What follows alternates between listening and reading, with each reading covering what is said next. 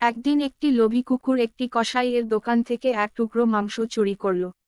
তা দেখে কসাই তার পিছনে তাড়া করল, কিন্তু কিছুদূর পর্যন্ত গিয়ে সে তার নিজের দোকানে ফিরে এল। এদিকে কুকুরটা ভীষণ ভয়ে ছুটতে লাগলো প্রাণপণে। অনেকটা যাওয়ার পর সে পিছন ফিরে তাকিয়ে দেখল যে কসাইটা তার দিকে তাড়া করে আসছে কিনা। কাউকে আসতে না দেখে সে তার গতি কমিয়ে ধীরে সুস্থে হাঁটতে লাগলো। কিছুক্ষণ পরে সে এসে পৌঁছল একটা ছোট্ট নদীর কাছে।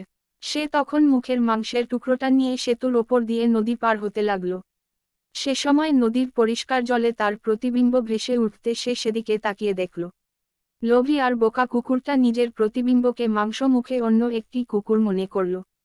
সেই মাংসের টুকরোটাও পাওয়ার জন্য তার খুব লোভ হলো। সে এবার অন্য কিছু চিন্তা ভাবনা না করে নদীর জলে ঝাঁপিয়ে পড়ল, আর সঙ্গে সঙ্গে জলের স্রোত তাকে ভাসিয়ে নিয়ে গেল। লোভী কুকুরটা মাংসের টুকরোটার সাথে সাথে তার মূল্যবান প্রাণটাও হারালো। নীতিকথা: অতিরিক্ত লোভ মানুষের সর্বনাশের কারণ।